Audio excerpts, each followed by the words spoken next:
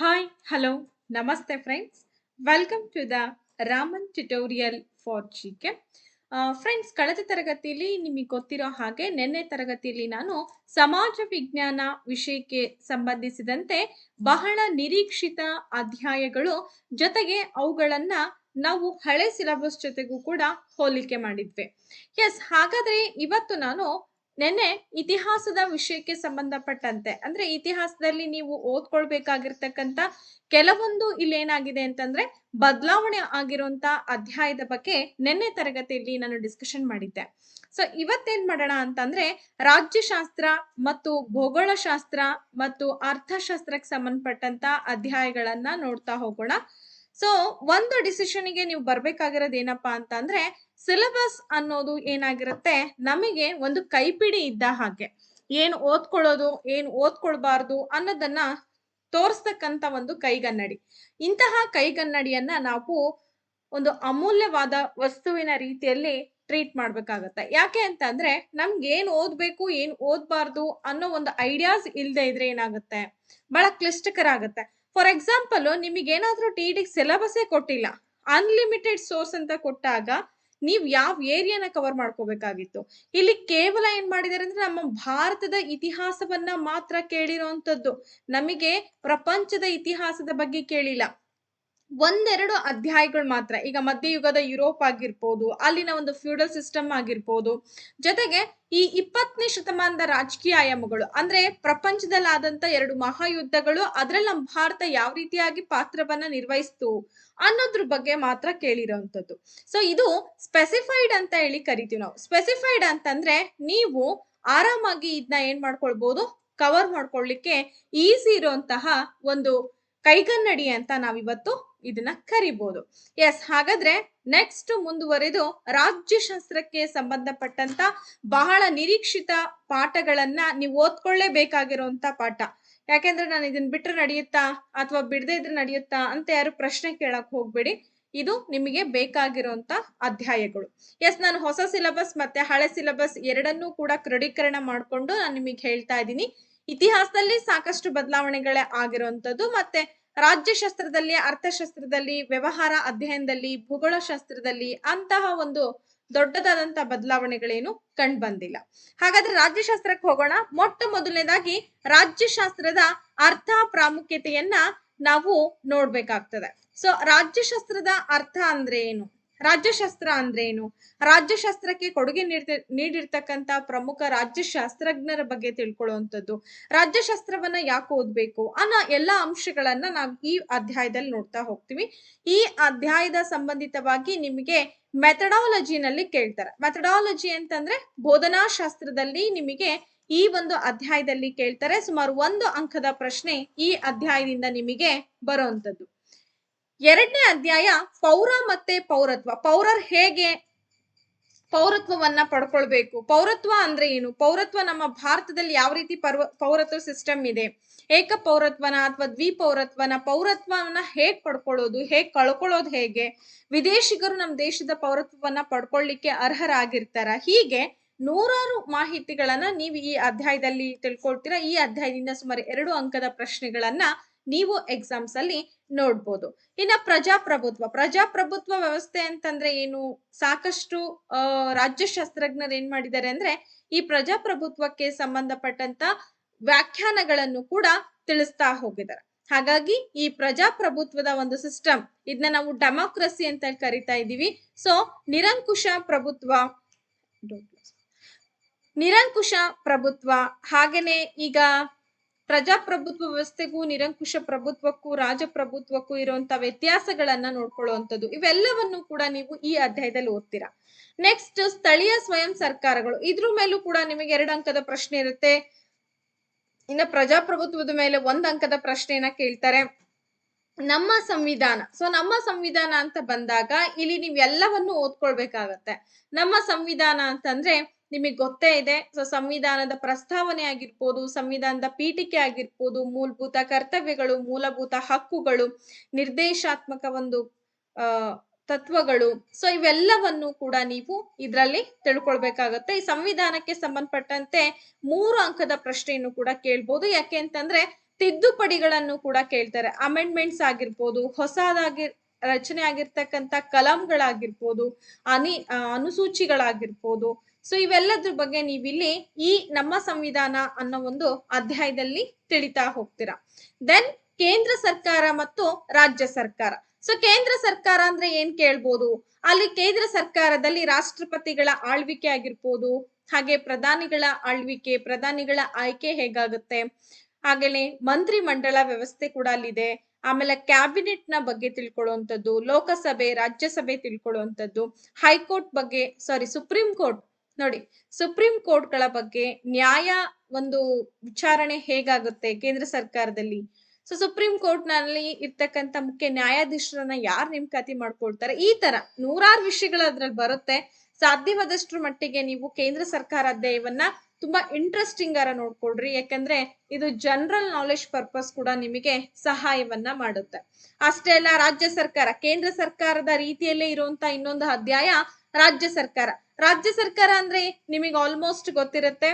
ಇಲ್ಲಿ ಮುಖ್ಯಮಂತ್ರಿಗಳೇನಾಗಿರ್ತಾರೆ ಅಂತಂದ್ರೆ ಇಡೀ ರಾಜ್ಯದ ಅಧಿಕಾರವನ್ನ ನೋಡ್ಕೊಳ್ಳುವಂತವ್ರು. ಸೊ ರಾಜ್ಯಪಾಲರ ನೇಮಕಾತಿ ಹೇಗಾಗ್ತದೆ, ಹಾಗೆ ನೇಮಕವನ್ನ ಯಾರು ಮಾಡ್ಕೊಳ್ತಾರೆ, ಮುಖ್ಯಮಂತ್ರಿಗಳು ಹೇಗೆ ಆಯ್ಕೆ ಆಗ್ತಾರೆ, ಸೊ ಮಂತ್ರಿ ಮಂಡಲವನ್ನ ಹೇಗೆ ರಚಿಸ್ತಾರೆ, ವಿಧಾನಸಭೆ ಮತ್ತು ವಿಧಾನ ಪರಿಷತ್ಗಳ ಒಂದು ಆಯ್ಕೆಗಳು ಹೇಗಾಗುತ್ತೆ, ಹೈಕೋರ್ಟ್ ನ ಒಂದು ನೀತಿ ನಿಯಮಗಳೇನು. ಸೊ ಇವೆಲ್ಲವನ್ನು ಕೂಡ ನೀವು ಈ ರಾಜ್ಯ ಸರ್ಕಾರದಲ್ಲಿ ತಿಳ್ಕೊಳ್ಬೇಕಾಗುತ್ತದೆ. ನೆಕ್ಸ್ಟ್ ಬರುವಂತದ್ದು ದೇಶದ ರಕ್ಷಣೆ. ದೇಶದ ರಕ್ಷಣೆ ಅಂತಂದ್ರೆ ಮೂರೂ ಪಡೆಗಳು, ನೌಕಾಪಡೆ ಆಗಿರ್ಬೋದು, ಭೂಪಡೆ ಆಗಿರ್ಬೋದು, ವಾಯುಪಡೆ ಆಗಿರ್ಬೋದು, ಈ ಮೂರೂ ಪಡೆಗಳ ಒಂದು ಅಡ್ರಿನಲ್ ಏನಂತ ಹೇಳ್ತೀವಿ, ಜನರಲ್ಸ್ ಗಳ ಬಗ್ಗೆ, ಸೊ ಅಲ್ಲಿ ನೇಮಕ ಆಗ್ತಕ್ಕಂತ ಅಧಿಕಾರಿಗಳ ಬಗ್ಗೆ, ಹೇಗ್ ಕರ್ತವ್ಯಗಳನ್ನ ನಿರ್ವಹಿಸ್ತಾರೆ ಅನ್ನೋದ್ರ ಬಗ್ಗೆ ನೀವು ತಿಳ್ಕೊಳ್ಬೇಕು. ಸೊ ದೇಶದ ರಕ್ಷಣೆ ಒಂದು ಅಧ್ಯಾಯಕ್ಕೆ ಸಂಬಂಧಪಟ್ಟಂಗೆ 1 ಅಂಕದ ಪ್ರಶ್ನೆಗಳನ್ನ ಎಕ್ಸಾಮ್ಸ್ ನಲ್ಲಿ ಕೇಳ್ತಾರೆ. ಸೊ ಈ ವಿಡಿಯೋವನ್ನ ನೋಡ್ತಾ ಇರುವಂತ ಎಲ್ಲಾ ಅಭ್ಯರ್ಥಿಗಳಿಗೂ ಒಂದು ಸೂಚನೆ ಏನ್ ಹೇಳ್ತಾ ಇದ್ದೀನಿ ಅಂದ್ರೆ, ಸಾಮಾನ್ಯವಾಗಿ ನಾವೆಲ್ಲರೂ ಕೂಡ ಓದ್ಬೇಕು ಅಂತ ಕೂತಾಗ 108 ಪ್ರಶ್ನೆಗಳು ನಮ್ಮಲ್ಲಿ ಬರ್ತಾ ಹೋಗುತ್ತೆ. ಸೊ ಯಾವ್ದು ಓದಿದ್ರೆ ಇಲ್ಲಿ ನಾನು ಕ್ಲಿಕ್ ಆಗ್ಬೋದು, ಯಾವ್ದನ್ನ ನಾನು ಓದದೇ ಇದ್ರೆ ಇಲ್ಲಿ ನನ್ನ ಟೈಮ್ ವೇಸ್ಟ್ ಆಗಲ್ಲ ಅನ್ನೋ ಒಂದು ಚಿಂತನೆಗಳು ಸಾಮಾನ್ಯವಾಗಿ ಬಂದೇ ಬರುತ್ತೆ. ಆಮೇಲೆ ಇಷ್ಟು ಓದಿದ್ರೆ ಸಾಕಾ, ಅಷ್ಟು ಓದಿದ್ರೆ ಸಾಕಾ ಅನ್ನೋ ಒಂದು ಕನ್ಫ್ಯೂಷನ್ಸ್ ಗಳು ಕೂಡ ಕ್ರಿಯೇಟ್ ಆಗುತ್ತೆ. ಬಟ್ ನೀವು ಇಷ್ಟು ಒಂದು ಚೌಕಟ್ಟಿನಲ್ಲಿ ಬದುಕಕ್ಕೆ ಹೋಗ್ಬೇಡಿ. ಇಷ್ಟು ಚೌಕಟ್ಟಿನಲ್ಲಿ ಬದುಕ್ದಾಗ ಏನಾಗುತ್ತೆ, ಈ 4 ಗೋಡೆಗಳಲ್ಲಿ ಏನು ಆಗ್ತಾ ಇರುತ್ತೋ ಅದಷ್ಟೇ ನಮಗೆ ಅರಿವಿಗೆ ಬರ್ತಾ ಹೋಗುತ್ತೆ. ಈ 4 ಗೋಡೆಗಳನ್ನ ಹೊರತುಪಡಿಸಿ ಹೊರಗಿನ ಪ್ರಪಂಚ ಏನಿದೆ, ಏನ್ ತಿಳ್ಕೊಳ್ಬೇಕು, ಯಾವ ಮಾಹಿತಿಯನ್ನ ನಾವು ತಿಳ್ಕೊಳ್ಬೇಕು, ಪ್ರತಿನಿತ್ಯನೂ ಕೂಡ ಏನೆಲ್ಲ ಘಟನೆಗಳಾಗ್ತಾ ಇದೆ ಅನ್ನೋದ್ರ ಕಡೆ ಸ್ವಲ್ಪ ಗಮನವನ್ನ ಹಾಯಿಸ್ತಾ ಹೋಗಿ, ಜೊತೆಗೆ ಇಂಟ್ರೆಸ್ಟ್ ಅನ್ನ ಬೆಳೆಸ್ಕೊಳ್ತಾ ಹೋಗಿ. ಯಾಕಂತಂದ್ರೆ ಈ ದೇಶದ ರಕ್ಷಣೆ ಅಂದ ತಕ್ಷಣ ಈಗ ವಾಯುಪಡೆ ಒಂದು ಮುಖ್ಯಸ್ಥರು ಯಾರಿರ್ತಾರೆ, ನೌಕಾಪಡೆ ಮುಖ್ಯಸ್ಥರು ಯಾರಿರ್ತಾರೆ, ಭೂಪಡೆ ಮುಖ್ಯಸ್ಥರು ಯಾರಿರ್ತಾರೆ, ಸೊ ನೌಕಾನೆಲೆ ಹೇಗೆ ಕೆಲಸವನ್ನ ನಿರ್ವಹಿಸುತ್ತೆ, ಇದೆಲ್ಲದ್ರ ಬಗ್ಗೆ ನಾವು ಪ್ರಚಲಿತವಾಗಿ ಅಂಶಗಳನ್ನ ತಿಳ್ಕೊಳ್ಬೇಕಾದಂತ ಪರಿಸ್ಥಿತಿ ಈಗಿದೆ.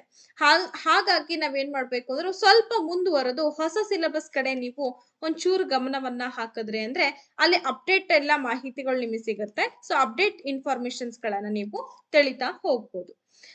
ನೆಕ್ಸ್ಟ್ ಬರುವಂತದ್ದು ರಾಷ್ಟ್ರೀಯ ಭಾವೈಕ್ಯತೆ. ರಾಷ್ಟ್ರೀಯ ಭಾವೈಕ್ಯತೆ ಅಂತಂದ್ರೆ ಇಲ್ಲಿ ನಮ್ಮ ದೇಶ ನಿಮಗೆ ಗೊತ್ತೇ ಇದೆ, ಅನೇಕತೆಯಲ್ಲಿ ಏಕತೆಯನ್ನ ಸಾರುವಂತಹ ದೇಶ. ಸೊ ಎಷ್ಟೇ ವೈವಿಧ್ಯತೆ ಇದ್ರೂ ಕೂಡ ನಾವೆಲ್ಲರೂ ಭಾರತೀಯರು ಅನ್ನೋ ಒಂದು ಭಾವ ಮತ್ತೆ ಸಂಪೂರ್ಣವಾದಂತ ಮಮತೆ ನಮ್ದು. ಸೊ ಹಾಗಿದ್ದಂತ ಸಂದರ್ಭದಲ್ಲಿ ಏನೆಲ್ಲ ವಿವಿಧತೆ ಇದೆ ನಮ್ಮಲ್ಲಿ, ರಾಷ್ಟ್ರೀಯ ಹೂವಿನ ಬಗ್ಗೆ, ರಾಷ್ಟ್ರೀಯ ಹಣ್ಣಿನ ಬಗ್ಗೆ, ರಾಷ್ಟ್ರೀಯ ಧ್ವಜದ ಬಗ್ಗೆ, ಆ ಧ್ವಜದ ವಿನ್ಯಾಸದ ಬಗ್ಗೆ, ರಾಷ್ಟ್ರೀಯ ಭಾವೈಕ್ಯತೆ ಅಂತಂದ್ರೆ ರಾಷ್ಟ್ರೀಯ ಹಬ್ಬಗಳು ಬರುತ್ತೆ. ಸೊ ಇವೆಲ್ಲದ್ರ ಬಗ್ಗೆ ನೀವು ತಿಳ್ಕೊಳ್ಳಿ, ಇದರಿಂದನೂ ಕೂಡ ನಿಮಗೆ 1 ಅಂಕದ ಪ್ರಶ್ನೆ ಬರುತ್ತೆ. ಇನ್ನ ಭಾರತದ ಸಮಸ್ಯೆಗಳು ಮತ್ತೆ ಅವುಗಳ ಪರಿಹಾರೋಪಾಯಗಳು, ಇವುಗಳನ್ನ ಆಲ್ರೆಡಿ ಇತಿಹಾಸದಲ್ಲಿ ಸೇರ್ಪಡೆ ಮಾಡಿದ್ದಾರೆ.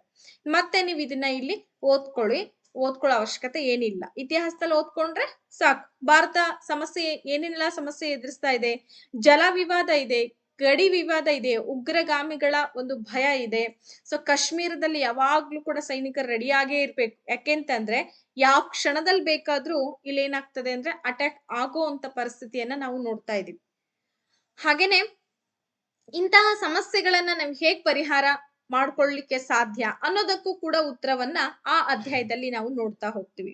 ಅಷ್ಟೇ ಅಲ್ಲ, ನಮ್ಮ ದೇಶದೊಂದಿಗೆ ಇರುವಂತಹ ವಿದೇಶಾಂಗ ನೀತಿ, ಇದು ತುಂಬಾ ಮುಖ್ಯ. ನೋಡಿ, ಯಾವುದೇ ಒಂದು ದೇಶ ಆಗಿರ್ಬೋದು ಅಥವಾ ಯಾವುದೇ ಒಂದು ರಾಜ್ಯ ಆಗಿರ್ಬೋದು, ತನ್ನ ಒಂದು ವಿದೇಶಾಂಗ ನೀತಿ ಅಂದ್ರೆ ಏನು? ಬೇರೆ ಬೇರೆ ಒಂದು ದೇಶಗಳ ಜೊತೆಗೆ ಹೊಂದ್ಕೊಂಡಿರುವಂತ ಸಂಪರ್ಕ ಆಗಿರ್ಬೋದು, ವ್ಯಾಪಾರ ಸಂಬಂಧ ಆಗಿರ್ಬೋದು, ಅಷ್ಟೇ ಅಲ್ದಂಗೆನೆ ನಾವು ಈ ದೇಶದ ಜೊತೆಗೆ ಮಾಡ್ಕೊಂಡಿರುವಂತ ಒಪ್ಪಂದಗಳಾಗಿರ್ಬೋದು. ಫಾರ್ ಎಕ್ಸಾಂಪಲ್ ನಾವ್ ಅಂತೀವಿ, ಜವಾಹರ್ಲಾಲ್ ನೆಹರು ಸಂದರ್ಭದಲ್ಲಿ ಏನ್ ಮಾಡ್ತೀವಿ ಅಂತಂದ್ರೆ, ಭಾರತ ಮತ್ತೆ ಚೀನಾದ ನಡುವೆ ಒಂದು ಒಪ್ಪಂದನು ಕೂಡ ಆಗ್ತದೆ. ನಿಮಗೆ ಗೊತ್ತಿರ್ಬೋದು. ಸೊ ಪಂಚತತ್ವ ಅಂತೇಳಿ ಕರಿತೀವಿ ಅದನ್ನ ನಾವು. ಪಂಚಶೀಲ ತತ್ವ ಅಂತಾನು ಕೂಡ ನಾವ್ ಅದನ್ನ ಕರಿತೀವಿ. ಪಂಚಶೀಲ ಅಂತಂದ್ರೆ ಒಬ್ರಿಗೊಬ್ರು ಜಗಳ ಆಡ್ಕೋಬಾರ್ದು, ಒಬ್ರೊಬ್ರು ಸಹಬಾಳ್ವೆಯಿಂದ ಇರ್ಬೇಕು, ಒಬ್ರಿಗೆ ಏನಾರ ಸಂಕಷ್ಟ ಆದಾಗ ಇನ್ನೊಬ್ರು ಅದನ್ನ ಖಂಡಿಸ್ಬೇಕಾಗ್ತದೆ. ಸೊ ಇಂತ ಒಂದು ಎಲ್ಲಾ ನೀತಿ ನಿಯಮಗಳನ್ನ ನೋಡಿದ್ರು ಮೇಲೂ ಕೂಡ ಚೀನಾ ದೇಶ ನಮ್ಮ ಮೇಲೆ ಯುದ್ಧವನ್ನ ಮಾಡುತ್ತೆ, ಟಿಬೆಟ್ ನ ಒಂದು ಮುಖಾಂತರ. ನಿಮಗದು ಗೊತ್ತಿದೆ.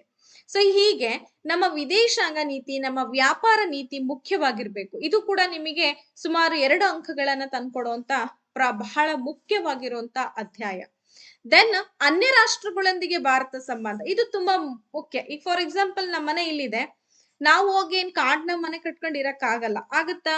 ಯಾಕೆಂದ್ರೆ ಕಾಡ್ ಪ್ರಾಣಿಗಳು ನಮ್ಗಿಂತ ಕ್ರೂರ ಇರ್ತವೆ. ಸೊ ನಮ್ಮನ್ನ ತಿಂದಂಗೆ ಬಿಡಲ್ಲ. ಇಂಥದೊಂದು ಸಂದರ್ಭದಲ್ಲಿ ನಾವೆಲ್ಲಾದ್ರೂ ಮನೆ ಕಟ್ಕೊಂಡು ವಾಸ ಮಾಡ್ಬೇಕಲ್ಲ. ಮನೆ ಕಟ್ಕೊಂಡು ವಾಸ ಮಾಡ್ಬೇಕು ಅಂತಂದ್ರೆ ಅದ್ರ ಸುತ್ತಮುತ್ತ ಇರುವಂತ ಮನೆಯವ್ರ ಜೊತೆಗೆ ನಾವ್ ಹೇಗಿರ್ಬೇಕು? ಉತ್ತಮವಾದಂತ ಸಂಪರ್ಕವನ್ನ ಬೆಳೆಸ್ಕೋಬೇಕು. ಸಂಪರ್ಕ ಅಂದ್ರೆ ಸಂಬಂಧ. ಸೊ ಮಾತಾಡೋದು, ಕತೆ ಆಡೋದು, ಅವ್ರಿಗಿಲ್ದಿದ್ದ ನಾವ್ ಕೊಡೋದು, ನಮಿಗಿಲ್ದೇ ಇದ್ದಾಗ ಅವ್ರು ಕೊಡೋದು, ಇಂಥದೊಂದು ಸಂಬಂಧ ಇಡೀ ಪ್ರಪಂಚದಾದ್ಯಂತ ಇರುವಂತದ್ದನ್ನ ನಾವು ನೋಡ್ತಾ ಇದೀವಿ. ಪ್ರಪಂಚದಾದ್ಯಂತ ಅಂತಂದ್ರೆ ನಮ್ಮ ಭಾರತ ದೇಶ ಮತ್ತೆ ಪಾಕಿಸ್ತಾನದ ನಡುವೆ ಇರುವಂತ ಸಂಬಂಧ ಆಗಿರ್ಬೋದು, ಭಾರತ ಚೀನಾದ ನಡುವೆ ಆಗಿರ್ಬೋದು, ಭಾರತ ರಷ್ಯಾದ ಆಗಿರ್ಬೋದು, ಭಾರತ ಟಿಬೆಟ್, ಭಾರತ ಮತ್ತು ಶ್ರೀಲಂಕಾ, ಹಾಗೆ ಭಾರತ ಮತ್ತು ನೇಪಾಳ, ಇವೆಲ್ಲ ಒಂದು ರಾಷ್ಟ್ರಗಳು, ನಮ್ಮ ನೆರೆಹೊರೆಯ ರಾಷ್ಟ್ರಗಳು. ಸುಮಾರು 7 ನೆರೆಹೊರೆಯ ರಾಷ್ಟ್ರಗಳು. ಓಕೆ, 7 ಸಿಸ್ಟರ್ಸ್ ಅಂತ ಹೇಳಿ ಕೂಡ ಕರಿತೀವಿ. ಸೊ ಇಂತ ಒಂದು 7 ನೆರೆಹೊರೆಯ ರಾಷ್ಟ್ರಗಳ ಜೊತೆಗೆ ನಮ್ಮ ದೇಶದ ಸಂಪರ್ಕ ಹೇಗಿದೆ? ಸೊ ಯಾವ ದೇಶದ ಜೊತೆಗೆ ಉತ್ತಮವಾಗಿದೆ, ಯಾವ ದೇಶದ ಜೊತೆಗೆ ಹೀನವಾದಂತ ಸಂಬಂಧ ಇದೆ? ಸಂಬಂಧ ಅಂತಂದ್ರೆ ಇಲ್ಲಿ ಸ್ವಲ್ಪ ಕ್ಲಿಷ್ಟಕರ, ಗಡಿ ವಿವಾದ, ಜಲ ವಿವಾದಗಳು ಇವೆಲ್ಲವೂ ಕೂಡ ಇದ್ದದ್ದೇ. ಸೊ ಇದನ್ನ ನೀವು ಯಾರು ಇಂಟ್ರೆಸ್ಟ್ ಕೊಟ್ಟು ಅರ್ಥ ಮಾಡ್ಕೊಂಡು ಓದ್ತಿರೋ, ನಿಜವಾಗ್ಲೂ ನೀವು IAS ಎಕ್ಸಾಮ್ ಪ್ರಿಪ್ರೇಷನ್ ಮಾಡ್ದಂಗ ಆಗತ್ತೆ. ಇದೇನು ಸುಮ್ನೆ ಇದೆ ಅಂತ ಅನ್ಕೊಳಕ್ ಹೋಗ್ಬೇಡಿ. ಈಗ IAS KS ಪ್ರಿಪ್ರೇಷನ್ಸ್ ಏನ್ ಮಾಡ್ತಾ ಇರ್ತಿರಲ್ಲ, ನಿಮ್ಗೆ ಇದು ಬಹಳ ಹೆಲ್ಪ್ ಆಗುತ್ತೆ. ನೆಕ್ಸ್ಟ್ ನಮ್ ಭಾರತ ದೇಶದ ನೋಡ್ಕೊಂಡ್ವಿ, ಜಾಗತಿಕ ಮಟ್ಟದಲ್ಲಿ ಎದುರಿಸಬೇಕಾಗಿರುವಂತ ಸಮಸ್ಯೆಗಳ ಬಗ್ಗೆ, ಮತ್ತೆ ಅದರಲ್ಲಿ ನಮ್ಮ ಭಾರತ ಯಾವ ರೀತಿ ಪಾತ್ರವನ್ನ ನಿರ್ವಹಿಸ್ತಾ ಇದೆ. ಅದಾದ್ಮೇಲೆ ಜಾಗತಿಕ ಸಂಸ್ಥೆಗಳ ಬಗ್ಗೆ. ಓಕೆ, ಇದಿಷ್ಟು ಏನಪ್ಪಾ ಅಂತಂದ್ರೆ ಒಂದು ರಾಜ್ಯಶಾಸ್ತ್ರಕ್ಕೆ ಸಂಬಂಧಪಟ್ಟಿರ್ತಕ್ಕಂತ ಪ್ರಮುಖ ಅಧ್ಯಾಯಗಳನ್ನ ನಾವೀಗ ನೋಡುತ್ವಿ. ನೆಕ್ಸ್ಟ್ ಭೂಗೋಳಶಾಸ್ತ್ರ. ಇದು ನೋಡಿ, ನಾನು ಹೇಳ್ದೆ ಒಂದು 15 ಅಂಕಗಳಿಗೆ ಬರುವಂತ ಒಂದು ಏರಿಯಾ ಅಂತ ಹೇಳ್ದೆ. ಇದು ಹೆಂಗಿದೆ ಅಂತಂದ್ರೆ, ನಾವು ಬಗೆದಷ್ಟು ವಿಷಯಗಳ ಉತ್ಪನ್ನ ಆಗ್ತಾ ಹೋಗುತ್ತೆ. ಭೂಗೋಳ, ಭೂಮಿಯ ಬಗ್ಗೆ ವೈಜ್ಞಾನಿಕವಾಗಿ ಅಧ್ಯಯನ ಮಾಡುವಂತಹ ಒಂದು ಶಾಸ್ತ್ರವನ್ನೇ ಭೂಗೋಳಶಾಸ್ತ್ರ ಅಂತ ಕರಿತೀವಿ. ಜಿಯೋಗ್ರಫಿ ಅಂತ ಕರಿತೀವಿ, ಜಿಯೋಗ್ರಫಿ ಅಂತ ಕರಿತೀವಿ. ಅಂದ್ರೆ ಭೂಮಿ ಮೇಲೆ ಏನಿದೆ, ಭೂಮಿಯ ಗ್ರಹ ಹೇಗೆ ಹೊಂದಾಣಿಕೆ ಆಗಿದೆ, ಹೇಗೆ ರಚನೆ ಆಗಿದೆ, ಭೂಮಿಯ ಮೇಲೆ ಇರುವಂತ ಸತ್ವಗಳೇನೇನಿದೆ, ಕೃಷಿ ಹೇಗಾಗತ್ತೆ, ಉತ್ಪನ್ನಗಳು ಹೇಗಾಗತ್ತೆ, ಕೈಗಾರಿಕಾ ವ್ಯವಸ್ಥೆ ಹೇಗಿದೆ, ಸಾರಿಗೆ ಸಂಪರ್ಕ ಹೇಗಿದೆ, ಇವೆಲ್ಲವೂ ಕೂಡ ಒಟ್ಟಾರೆಯಾಗಿ ನಾವು ಭೂಮಿಯ ಬಗ್ಗೆ ಅಧ್ಯಯನವನ್ನ ಮಾಡ್ತಾ ಹೋಗ್ತೀವಿ. ಅದು ಕೂಡ ವೈಜ್ಞಾನಿಕ ದೃಷ್ಟಿಕೋನದಲ್ಲಿ, ನಾವು ಸಾಂಪ್ರದಾಯಿಕ ದೃಷ್ಟಿಕೋನದಲ್ಲಿ ಮಾಡುವಂತದ್ದಲ್ಲ. ಸೊ ವೈಜ್ಞಾನಿಕ ದೃಷ್ಟಿಕೋನದಲ್ಲಿ ನಾವು ಭೂಮಿ ಬಗ್ಗೆ ಅಧ್ಯಯನವನ್ನ ಮಾಡ್ತಾ ಹೋಗ್ತೀವಿ. ಅದನ್ನೇ ನಾವು ಜಿಯಾಲಜಿ ಅಥವಾ ಭೂಗೋಳ ಶಾಸ್ತ್ರ ಅಂತ ಕರಿತಾ ಇದೀವಿ. ಹಾಗಾದ್ರೆ ಇಲ್ಲಿ ನಾವ್ ಏನ್ ಓದ್ಕೋಬೇಕಪ್ಪ? ಫಸ್ಟ್ ನಮ್ ಭೂಮಿ ಬಗ್ಗೆ ಅಧ್ಯಯನ ಮಾಡ್ತಾ ಇದೀವಿ. ನಮ್ ಭೂಮಿ ಏನು, ನಮ್ ಭೂಮಿ ಎಷ್ಟನೇ ಸ್ಥಾನ ಪಡ್ಕೊಂಡಿದೆ, ಹೇಗಿದೆ, ಅದರ ಆಕಾರ ಏನು, ಅದ್ರಲ್ಲಿ ಹಾದು ಹೋಗಿರ್ತಕ್ಕಂತ ಅಕ್ಷಾಂಶಗಳು, ರೇಖಾಂಶಗಳನ್ನ ನಾವು ತಿಳ್ಕೊಳ್ಬೇಕು. ನಾವು ಟೈಮ್ ಅನ್ನ ಹೇಗ್ ಗುರುತಿಸ್ತೀವಿ, ಒಂದ್ ಸ್ಥಳದಿಂದ ಇನ್ನೊಂದ್ ಸ್ಥಳಕ್ಕಿರುವಂತ ಅಂತರ ಏನು, ಸೊ ಇದೆಲ್ಲದ್ರ ಬಗ್ಗೆನೂ ಕೂಡ ತಿಳ್ಕೊಳ್ಬೇಕು. ಜೊತೆಗೆ ಭೂಮಿಯ ಒಂದು ಸುತ್ತಮುತ್ತ ಇರ್ತಕ್ಕಂತ ಸಾಗರ, ಸಮುದ್ರಗಳು, ಖಂಡಗಳು, ಇವೆಲ್ಲದ್ರ ಬಗ್ಗೆನೂ ಕೂಡ ನಾವು ಈ ಅಧ್ಯಾಯದಲ್ಲಿ ಓದ್ತೀವಿ. ಭೂಮಿ ನಮ್ಮ ಜೀವಂತ ಗ್ರಹ. ಯಾಕೆ ಅಂತಂದ್ರೆ ಜೀವಿಗಳು ವಾಸ ಮಾಡ್ಲಿಕ್ಕೆ ಇರ್ತಕ್ಕಂತ ಏಕೈಕ ಗ್ರಹ ಅಂತೇಳಿ ನಾವಿದ್ನ ಭೂಮಿಯನ್ನ ಕರಿತಾ ಇದೀವಿ. ಮಂಗಳ ಗ್ರಹಕ್ಕೆಲ್ಲ ಹೆಜ್ಜೆ ಇಟ್ರು ಕೂಡ ನಾವ್ ಅಲ್ಲಿ ಹೋಗಿ ವಾಸ ಮಾಡಕ್ಕಾಯ್ತಾ? ಆಗಲ್ಲ. ಯಾಕೆ ಅಂತಂದ್ರೆ ಅದಷ್ಟೊಂದು ಪ್ರಶಸ್ತಿವಾಗಿಲ್ಲ. ಸೊ ಹಾಗಾಗಿ ಭೂಮಿ ಏಕಮಾತ್ರ ಒಂದು ಗ್ರಹ ನಮಗಿದು ವಾಸ ಮಾಡ್ಲಿಕ್ಕೆ. ಭೂಮಿ ಆಗಿರ್ಬೋದು. ಜೊತೆಗೆ ಇದ್ರಲ್ಲಿ ನೋಡಿ ಬಹಳ ಇಂಟ್ರೆಸ್ಟಿಂಗ್ ಅಪ್ಪ, ಈ ಅಧ್ಯಾಯಗಳನ್ನ ಓದದೇ ಇರೋದಕ್ಕೆ ಸಾಧ್ಯನೇ ಇಲ್ಲ. ಯಾಕೆ ಅಂದ್ರೆ ಅಷ್ಟು ನಾವು ಕೇಳಿದಷ್ಟು, ನಾವು ಕೆದಕಿದಷ್ಟು ವಿಷಯಗಳು ಹೊರಗಡೆ ಬರ್ತಾ ಹೋಗುತ್ತೆ, ವಿಷಯಗಳ ಮಾಹಿತಿಗಳು ಸಂಗ್ರಹ ಆಗ್ತಾ ಹೋಗುತ್ತೆ. ಸೊ ಪ್ರಥಮವಾಗಿ ನೀವು ತಿಳ್ಕೊಳ್ಬೇಕಾಗಿರುವಂತದ್ದು ಶಿಲಾಗೋಳ. ಏನಿದು ಶಿಲಾಗೋಳ ಅಂದ್ರೆ ಶಿಲೆಗಳ ಬಗ್ಗೆ ತಿಳ್ಕೊಳ್ಳುವಂಥದ್ದು. ಶಿಲಾಗೋಳ ಭೂಮಿಯ ಒಳಗಡೆ ಶಿಲೆಗಳು ಹೇಗ್ ಉತ್ಪತ್ತಿ ಆಯ್ತು, ಜ್ವಾಲಾಮುಖಿಗಳು ಹೇಗ್ ಬಂತು, ಭೂಕಂಪನಗಳು ಹೇಗ್ ಸೃಷ್ಟಿಯಾಗುತ್ತೆ, ಚಂಡಮಾರುತಗಳು ಹೇಗ್ ಸೃಷ್ಟಿಯಾಗುತ್ತೆ, ಸೊ ಭೂಕಂಪನಗಳು ಅಂತ ಯಾಕೆ ಕರಿತೀವಿ, ಸುನಾಮಿಗಳು ಹೇಗ್ ಬಂತು, ಇವೆಲ್ಲದ್ರ ಬಗ್ಗೆನೂ ಕೂಡ ನಾವು ವೈಜ್ಞಾನಿಕ ದೃಷ್ಟಿಕೋನದಲ್ಲಿ ಅಧ್ಯಯನ ಮಾಡ್ತಾ ಹೋಗ್ತೀವಿ. ಯಾರೋ ಒಬ್ರು ದೇವ್ರು ಸೃಷ್ಟಿ ಮಾಡ್ದ ಈ ಶಿಲೆಯನ್ನ, ಕಲ್ಲನ್ನ ದೇವ್ರ ಸೃಷ್ಟಿ ಮಾಡ್ದ, ದೇವ್ರ ಸೃಷ್ಟಿ ಅದು ಬೆಟ್ಟ ಗುಡ್ಡ, ಈ ಭೂಮಿ, ಈ ಆಕಾಶ, ಇವೆಲ್ಲವೂ ಕೂಡ ದೇವ್ರ ಸೃಷ್ಟಿ ಅಂತ ಹೇಳ್ತಿರ್ತಾರೆ. ಅದು ಹಾಗಲ್ಲ.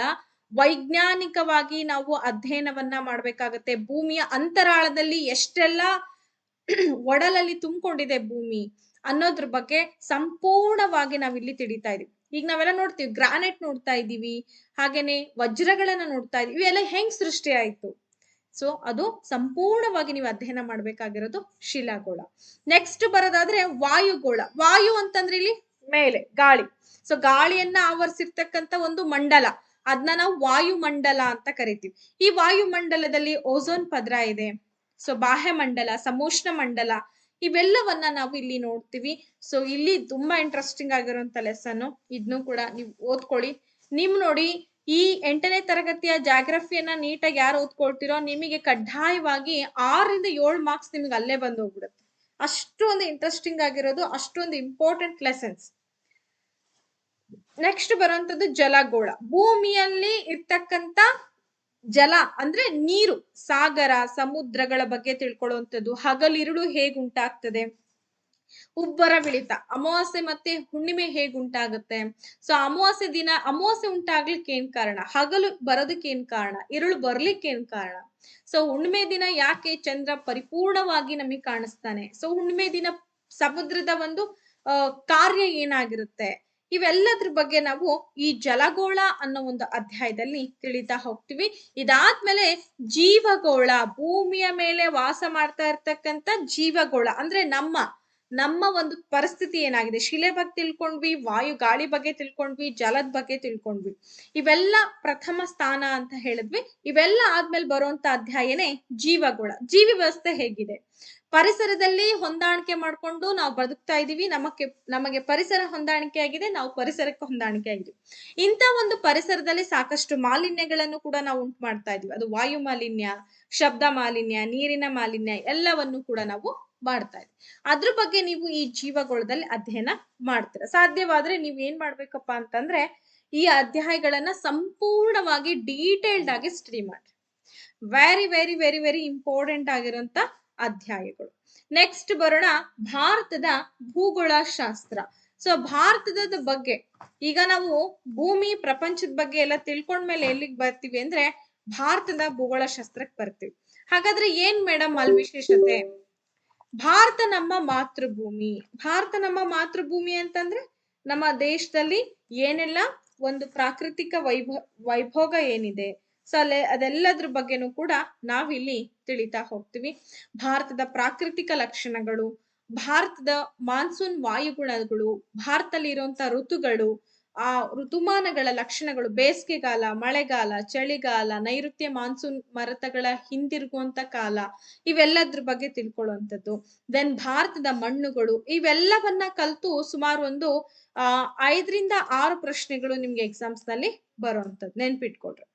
ಭಾರತದ ಮಣ್ಣುಗಳು, ಭಾರತದ ಅರಣ್ಯ ವ್ಯವಸ್ಥೆ ಹೇಗಿದೆ, ಜಲ ಸಂಪನ್ಮೂಲಗಳು ಹೇಗಿದೆ, ಭಾರತದ ಭೂ ಬಳಕೆ ಹಾಗೂ ವ್ಯವಸಾಯದ ಒಂದು ಪದ್ಧತಿಯನ್ನ ಹೇಗೆ ಅನುಸರಿಸ್ತಾ ಇದ್ದೀವಿ, ಖನಿಜ ಮತ್ತು ಶಕ್ತಿ ಸಂಪನ್ಮೂಲಗಳು, ಅದಕ್ಕಿಂತ ಮಿಗಿಲಾಗಿ ನಮ್ಮ ಭಾರತ ದೇಶದಲ್ಲಿ ಇರುವಂತ ಸಾರಿಗೆ ಸಂಪರ್ಕ ವ್ಯವಸ್ಥೆ ಹೇಗಿದೆ, ಅದಲ್ದಂಗೆನೆ ಕೈಗಾರಿಕಾ ಒಂದು ಬೆಳವಣಿಗೆ ಹೇಗಾಗ್ತಾ ಇದೆ, ಕೈಗಾರಿಕಾ ಉದ್ದಿಮೆಗಳು ಹೇಗೆ ಪ್ರಗತಿಯನ್ನ ಸಾಧಿಸ್ತಾ ಇದೆ, ಸಂಪರ್ಕ ವ್ಯವಸ್ಥೆ, ನೈಸರ್ಗಿಕ ವಿನಾಶಕಾರಕಗಳು, ಈಗೆಲ್ಲ ನಾವು ಪಡ್ಕೊಂತೀವಿ ನಿಸರ್ಗದಿಂದ ನಾವೆಲ್ಲವನ್ನು ಪಡ್ಕೊಂಡು ಕೊನೆಗೆ ನಿಸರ್ಗವನ್ನೇ ನಾವೇನ್ ಮಾಡ್ತಾ ಇದೀವಿ, ಸಂಪೂರ್ಣವಾಗಿ ನಾಶ ಮಾಡ್ತಾ ಇದೀವಿ. ಅದಕ್ಕೋಸ್ಕರ ಏನೆಲ್ಲ ಕಾರಣ ಇದಾವೆ ಅನ್ನೋದನ್ನ ತಿಳ್ಕೊಳ್ಳುವಂಥದ್ದು.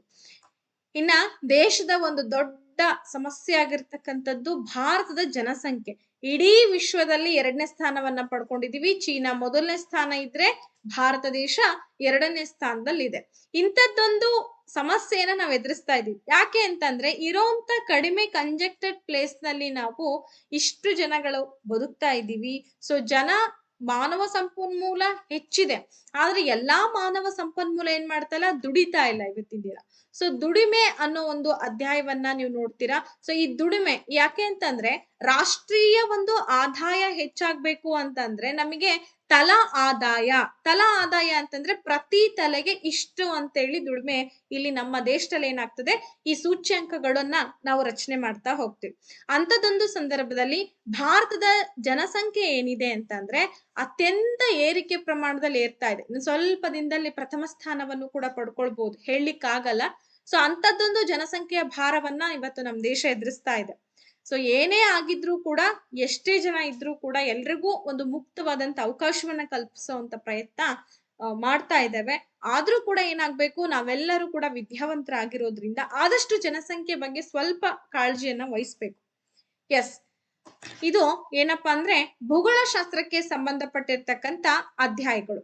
ಅದಲ್ದಂಗೆ ನಮ್ ಕರ್ನಾಟಕದ ಭೂಗೋಳಶಾಸ್ತ್ರವನ್ನೇ ಬಿಟ್ಬಿಟ್ವಿ. ಕರ್ನಾಟಕದ ಬಿಟ್ರೆ ಹೆಂಗ್ ನಡೆಯುತ್ರಿ, ಬಿಡಕ್ಕಾಗಲ್ಲ. ನಮ್ಮ ರಾಜ್ಯ ಕರ್ನಾಟಕ. ಸೊ ಕರ್ನಾಟಕದ ವೈಶಿಷ್ಟ್ಯತೆಗಳು, ಕರ್ನಾಟಕದಲ್ಲಿ ಇರುವಂತ ವೈವಿಧ್ಯಮಯವಾದಂತ ವಿಭಾಗಗಳು. ಈಗ ನಿತ್ಯ ಹರಿದ್ವರ್ಣದ ಕಾಡು ಇದೆ ನಮ್ಮಲ್ಲಿ, ಪಶ್ಚಿಮ ಘಟ್ಟಗಳಿದೆ.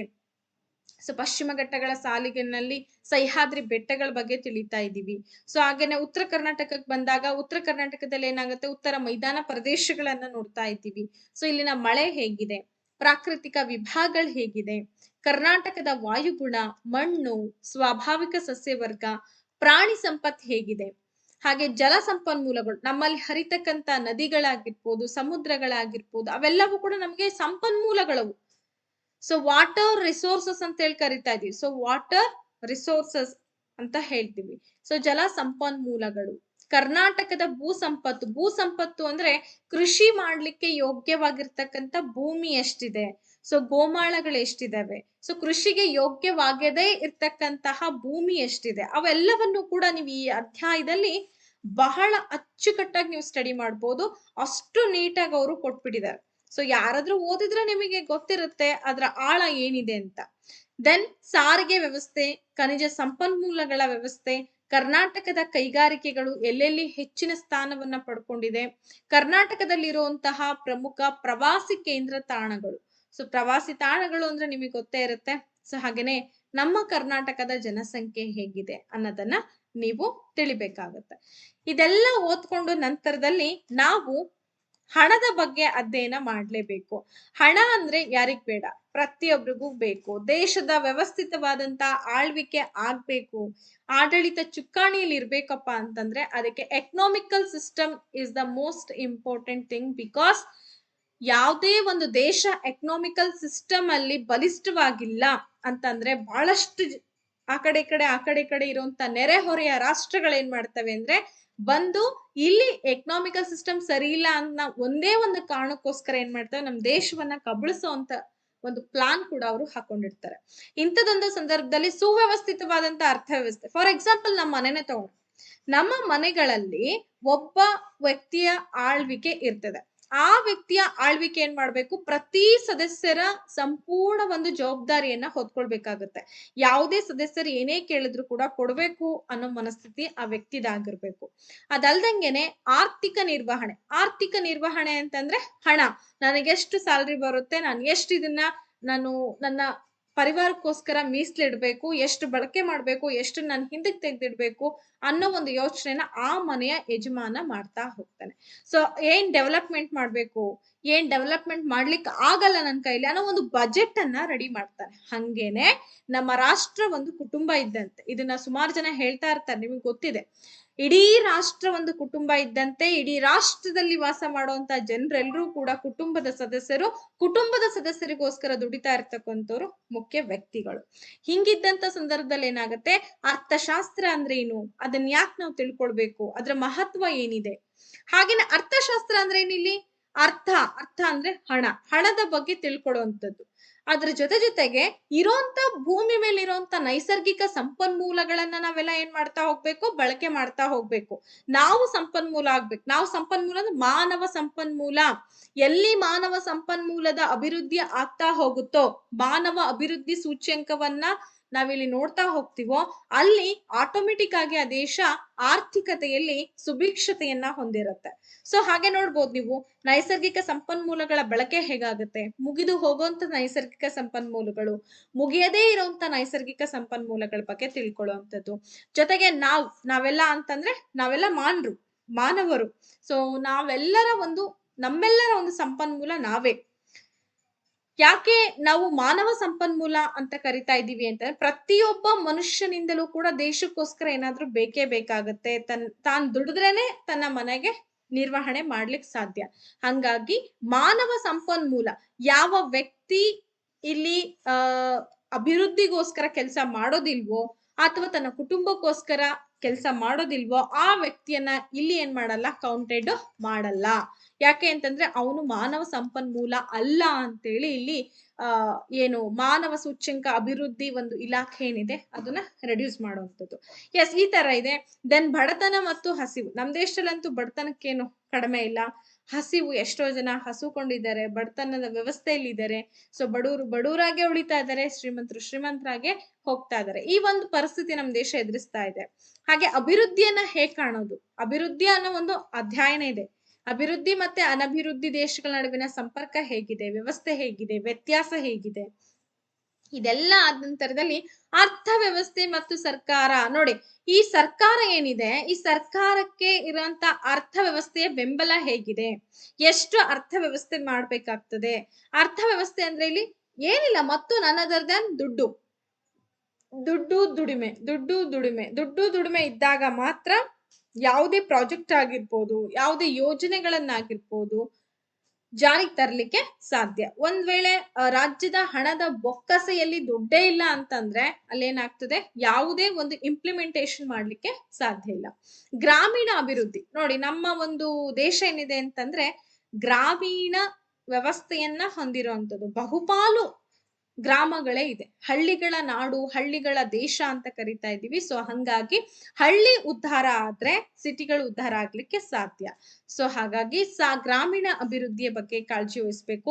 ಸಾರ್ವಜನಿಕ ಹಣಕಾಸು ಮತ್ತು ಆಯವ್ಯಯ. ಸಾರ್ವಜನಿಕ ಅಂದ್ರೆ ನೀವೆಲ್ಲ ಪಬ್ಲಿಕ್. ಹಾಗೆ ಆರ್ಥಿಕ ರಚನೆಯನ್ನ ಹೇಗ್ ಮಾಡ್ತಾರೆ, ಭಾರತೀಯ ಅರ್ಥವ್ಯವಸ್ಥೆಯ ವಲಯಗಳು, ಹಣವನ್ನ ಹೇಗ್ ಕ್ರೋಢೀಕರಣ ಮಾಡೋದು, ಸಾಲವನ್ನ ಹೇಗ್ ಕೊಡ್ತಾರೆ. ಸಾಲವನ್ನ ಕೊಡ್ಲಿಕ್ಕೆ ಬಹಳಷ್ಟು ವಿಧಗಳಿದೆ, ಅದನ್ನು ಕೂಡ ನೀವು ತಿಳ್ಕೊಳ್ಳಿ. ಶ್ರಮ ಮತ್ತು ಉದ್ಯೋಗ. ಶ್ರಮವನ್ನ ಹಾಕ್ದಾಗ್ಲೇ ಏನಾಗುತ್ತೆ, ಉದ್ಯೋಗದ ಸ್ಥಿತಿಯನ್ನ ತಿಳ್ಕೊಳ್ಳಿಕ್ ಸಾಧ್ಯ. ಸೊ ಒಟ್ಟಾರೆಯಾಗಿ ಅರ್ಥಶಾಸ್ತ್ರದಲ್ಲಿ ನೀವೊಂದು ಸುಮಾರು ಅಂದ್ರೂ ಒಂದು 7ರಿಂದ 8 ಅಂಕವನ್ನ ಪಡ್ಕೊಳ್ಬಹುದು, ಚೆನ್ನಾಗಿ ಓದ್ಕೊಂಡ್ರೆ. ಇಲ್ಲ ಅಂತಂದ್ರೆ 7-8 ಅಂಕಗಳು ಢಮಾರ್ ಅಂತ. ಅಷ್ಟು ಈಸಿ ಆಗಿರಲ್ಲ ಅರ್ಥಶಾಸ್ತ್ರದಲ್ಲಿ ಅಂಕಗಳನ್ನ ಪಡ್ಕೊಳ್ಳೋದು, ಬಹಳ ಕಷ್ಟ. ಇತಿಹಾಸದಲ್ಲಿ ನೀವು ಅಷ್ಟಕ್ಕಷ್ಟು ಪಡ್ಕೋಬಹುದು. ಭೂಗೋಳ ಮತ್ತೆ ಅರ್ಥಶಾಸ್ತ್ರದಲ್ಲಿ ಸ್ವಲ್ಪ ನಿಮಗೆ ಸಫರ್ ಆಗುತ್ತೆ, ಕಷ್ಟ ಪಡ್ಲೇಬೇಕು. ನೆಕ್ಸ್ಟ್ ಬರುವಂತದ್ದು ವ್ಯವಹಾರ ಅಧ್ಯಯನ. ಇದು ಕೂಡ ಸ್ವಲ್ಪ ಅರ್ಥಶಾಸ್ತ್ರಕ್ಕೆ ರಿಲೇಟೆಡ್ ಆಗಿರುತ್ತೆ. ಇಲ್ಲಿ ವ್ಯವಹಾರ ನಿರ್ವಹಣೆ ನೋಡ್ಕೊಂತೀರಾ, ವಾಣಿಜ್ಯದ ವಿಕಸನ, ವ್ಯವಹಾರ ಸಂಘಟನೆಗಳು, ದೊಡ್ಡ ಪ್ರಮಾಣದ ವ್ಯವಹಾರ ಸಂಘಟನೆಗಳು, ಹಾಗೆ ಬ್ಯಾಂಕ್ ವ್ಯವಹಾರಗಳು, ಉಳಿತಾಯ ಖಾತೆ ಅಂದ್ರೆ ಏನು, ಸೊ ಇವೆಲ್ಲದ್ರ ಬಗ್ಗೆ. ಉಳಿತಾಯ ಖಾತೆ ಆಗಿರ್ಬೋದು. ಸೊ ಈಗ ನಾವು ಕರೆಂಟ್ ಅಕೌಂಟ್ ಅಂತ ಹೇಳ್ತೀವಿ. ವಾಣಿಜ್ಯ, ಅದ್ರ ಬಗ್ಗೆನೂ ಕೂಡ ವಾಣಿಜ್ಯ ಬ್ಯಾಂಕ್ಗಳು ಅಂತ ಕರಿತಾ ಇದ್ವಿ. ವಾಣಿಜ್ಯ ಬ್ಯಾಂಕ್ಗಳು ಮತ್ತೆ ಈ ಒಂದು ಸೇವಿಂಗ್ಸ್ ಬ್ಯಾಂಕ್ ಅಂತ ಕರಿತೀವಿ, ಅದನ್ನ ಉಳಿತಾಯ ಖಾತೆಗಳು ಅಂತ ಕರಿತೀವಿ. ಇದಕ್ಕೆ ಸಂಬಂಧಪಟ್ಟಂತೆ ಬ್ಯಾಂಕ್ ವ್ಯವಹಾರಗಳು, ಸಂಪೂರ್ಣವಾಗಿ ಬ್ಯಾಂಕ್ ವ್ಯವಹಾರ ಹೇಗಿದೆ, ಅಕೌಂಟ್ ಅನ್ನ ಹೇಗ್ ತೆಗಿಬೇಕು, ಪಾಸ್ಬುಕ್ ಅಂದ್ರೆ ಏನು, ಪಾಸ್ಬುಕ್ ಅನ್ನ ಹೇಗ್ ಪಡ್ಕೊಳ್ಳೋದು, ಪಾಸ್ಬುಕ್ ಇಂದ ಏನ್ ಪ್ರಯೋಜನ ಇದೆ. ಈಗೆಲ್ಲ ATM ಡೆಬಿಟ್ ಮತ್ತೆ ಕ್ರೆಡಿಟ್ ಕಾರ್ಡ್ಸ್ ಬಂದಿದೆ. ಆ ಡೆಬಿಟ್ ಮತ್ತೆ ಕ್ರೆಡಿಟ್ ಕಾರ್ಡ್ ಅಂದ್ರೆ ಏನು, ವಿಮೆ ಅಂತ ಇದೆ, LIC ಅಂತ ಕರಿತೀವಿ, life insurance of corporation of India ಅಂತ ಹೇಳ್ತೀವಿ, ಅಂದ್ರೆ ಜೀವ ವಿಮೆ ನಿಗಮ ಅಂತ. ಕೇವಲ ಲೈಫ್ ಇನ್ಶೂರೆನ್ಸ್ ಅದೊಂದೇ ಇಲ್ಲ, ಈಗ HDFC ಇನ್ಶೂರೆನ್ಸ್ ಇದೆ, ಸಾಕಷ್ಟು ICICI ಬ್ಯಾಂಕ್ ಇಂದ ಇನ್ಶೂರೆನ್ಸ್ ಅನ್ನ ಪ್ರೊವೈಡ್ ಮಾಡ್ತಾ ಇದ್ದಾರೆ. ಇವೆಲ್ಲದ್ರ ಬಗ್ಗೆ ನೀವು ಆ ಅಧ್ಯಾಯದಲ್ಲಿ ತಿಳಿತೀರಾ.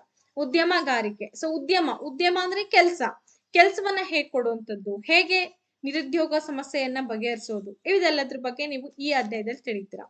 ವ್ಯವಹಾರದ ಜಾಗತೀಕರಣ, ವ್ಯವಹಾರದ ನಿರ್ವಹಣೆ, ಹಣಕಾಸಿನ ಒಂದು ನಿರ್ವಹಣೆ, ಮಾರಾಟ ವ್ಯವಸ್ಥೆ, ವಿಕ್ರಯ ಶಾಸ್ತ್ರ, ಲೆಕ್ಕಶಾಸ್ತ್ರ ಇದೆಲ್ಲದ್ರ ಬಗ್ಗೆನೂ ಕೂಡ ನೀವು ತಿಳ್ಕೊಳ್ಳಿ. ಇಲ್ಲೇನು ಹೆಚ್ಚು ಅಂಕಗಳು ಕೇಳಲ್ಲ. ನನಗನ್ಸಿದ ಮಟ್ಟಿಗೆ ಒಂದು 3-4 ಅಂಕಗಳು ಮಾತ್ರ ಇರುತ್ತೆ, ಬಹಳ ಕಡಿಮೆ, ಹೆಚ್ಚೇನಿರಲ್ಲ. ಸಮಾಜಶಾಸ್ತ್ರಕ್ಕೆ ಅಂತ ಬಂದಾಗ ಸುಮಾರು ಒಂದು 5-6 ಅಂಕದ ಪ್ರಶ್ನೆಗಳನ್ನ ಕೇಳ್ತಾರೆ. ಸ್ವಲ್ಪ ನೀವು ಕಾನ್ಸಂಟ್ರೇಷನ್ ಮಾಡಬೇಕು. ಕುಟುಂಬದಲ್ಲಿ ವಿಭಕ್ತ ಕುಟುಂಬ, ಕೇಂದ್ರ ಕುಟುಂಬ, ಅವಿಭಕ್ತ ಕುಟುಂಬ ಅಂತ ಹೇಳ್ತೀವಿ. ಅದ್ರಲ್ಲಿ ಮಾತೃ ಪ್ರಧಾನ ಕುಟುಂಬಗಳು, ಪಿತೃ ಪ್ರಧಾನ ಕುಟುಂಬಗಳು. ನಮ್ಮ ಭಾರತ ದೇಶದಲ್ಲಿ ಆಲ್ಮೋಸ್ಟ್ ಏನಪ್ಪಾ ಅಂದ್ರೆ ತಂದೆ ಏನಾಗಿರ್ತಾನೆ ಅಂದ್ರೆ ಕುಟುಂಬದ ಒಂದು ಅಸ್ತಿತ್ವವನ್ನ ಹೊತ್ತಿರ್ತಾನೆ. ತಂದೆಯೇ ಕುಟುಂಬದ ಅಧಿಕಾರಿ ಅನ್ನೋದಕ್ಕಿಂತಲೂ ಕೂಡ ಸಂಪೂರ್ಣವಾಗಿ ಜವಾಬ್ದಾರಿಯನ್ನ ಅವನೇ ಹೊತ್ಕೊಂಡಿರ್ತಾನೆ. ಆದ್ರೆ ಕೇರಳದಲ್ಲಿ ಏನಾಗಿರುತ್ತೆ ಅಂತಂದ್ರೆ ಮಾತೃ ಅಂತಂದ್ರೆ ಇಲ್ಲಿ ಹೆಣ್ಮಕ್ಳದು ಮೇಲ್ಗೈ ಇರುತ್ತೆ. ತಾಯಿಯೇ ಸಂಪೂರ್ಣವಾದಂತ ಆಸ್ತಿಯ ಅಧಿಕಾರ ಆಗಿರ್ಬೋದು, ಹಾಗೇನೆ ಆ ಮನೆಯ ಸಂಪೂರ್ಣವಾದಂತ ಅಧಿಕಾರ ಯಾರ ಕೈಯಲ್ಲಿ ಇರುತ್ತೆ? ತಾಯಿಯ ಕೈಯಲ್ಲಿ ಇರುತ್ತೆ. ಕೇರಳದಲ್ಲಿ ಆಗಿರ್ಬೋದು, ಕೆಲವೊಂದು ಕಡೆ, ಎಲ್ಲಾ ಕಡೆ ಅಂತ ಹೇಳಲ್ಲ, ಕೇರಳ ಆಮೇಲೆ ಕೆಲವೊಂದು ಉತ್ತರ ಭಾರತದಲ್ಲಿ ಬರುವಂತಹ ಕೆಲವೊಂದು ರಾಜ್ಯಗಳಲ್ಲಿ, ಆದ್ರೆ ಆಲ್ಮೋಸ್ಟ್ ನಮ್ಮ ಇಂಡಿಯಾದಲ್ಲಿ ಏನಿದೆ ಅಂದ್ರೆ ಪಿತೃ ಪ್ರಧಾನ ಕುಟುಂಬಗಳು ಹೆಚ್ಚಿರುತ್ತೆ.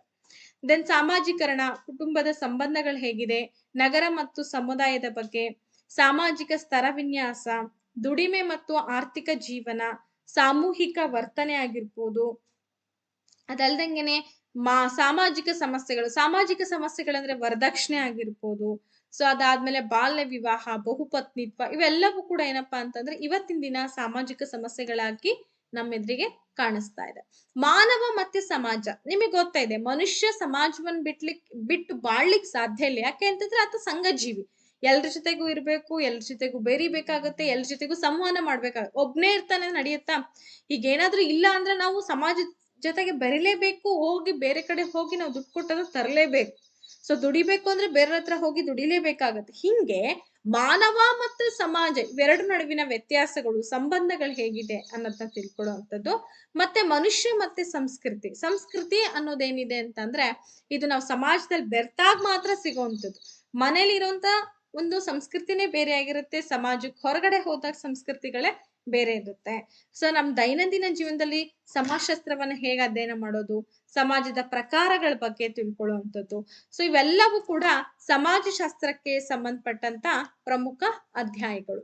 ಹಾಗಾದ್ರೆ ಒಟ್ಟಾರೆಯಾಗಿ ಇವತ್ತು ನಾನು ರಾಜ್ಯಶಾಸ್ತ್ರ, ಸಮಾಜಶಾಸ್ತ್ರ, ವ್ಯವಹಾರ ಶಾಸ್ತ್ರ ಅಥವಾ ವ್ಯವಹಾರ ಅಧ್ಯಯನ, ಹಾಗೇನೆ ಅರ್ಥಶಾಸ್ತ್ರದ ಬಗ್ಗೆ ಮತ್ತೆ ಭೂಗೋಳಶಾಸ್ತ್ರ, ಸೊ ಇವೆಲ್ಲವೂ ನಿಮ್ಮ ಒಂದು ಎಕ್ಸಾಮ್ಸ್ಗೆ ಹೆಲ್ಪ್ ಆಗುವಂಥದ್ದು. ಜೊತೆಗೆ ಇತಿಹಾಸನೂ ಕೂಡ ಯಾರು ನೆಗ್ಲೆಕ್ಟ್ ಮಾಡಕ್ ಹೋಗ್ಬೇಡಿ. ಹೇಳಿದೀನಿ, ಸುಮಾರು ಇದ್ರಲ್ಲಿ ನಿಮಗೆ ಒಂದು 15-20 ಅಥವಾ 16 ಅಂಕಗಳಂತೂ ಬಂದೇ ಬರುತ್ತೆ. ಭೂಗೋಳಶಾಸ್ತ್ರದಲ್ಲಿ ನಿಮಗೆ 8-10 ಅಂಕಗಳಂತೂ ಬಂದೇ ಬರುತ್ತೆ. ಅರ್ಥಶಾಸ್ತ್ರದಲ್ಲಿ 5-6 ಅಂಕಗಳಂತೂ ಬಂದೇ ಬರುತ್ತೆ. ಈ ತರ ಓಕೆ. ಸೊ ಒಟ್ಟಾರೆಯಾಗಿ ನೀವು ತಿಳ್ಕೊಳ್ಳುವಂಥದ್ದು ಈ ರೀತಿಯಾಗಿ ಇದೆ. ಹಾಗಾದ್ರೆ ಈ ವಿಡಿಯೋ ನಿಮ್ಗೆ ಏನಾರ ಇಷ್ಟ ಆಗಿದ್ರೆ ಲೈಕ್ ಮಾಡಿ, ಶೇರ್ ಮಾಡಿ, ಕಮೆಂಟ್ ಮಾಡೋದು ಮಾತ್ರ ಮರಿಬೇಡಿ ಅಂತ ಹೇಳ್ತಾ ಇವತ್ತಿನ ಈ ವಿಡಿಯೋವನ್ನ ಮುಗಿಸ್ತಾ ಇದ್ದೀನಿ. Thank you so much. Take care. Bye by.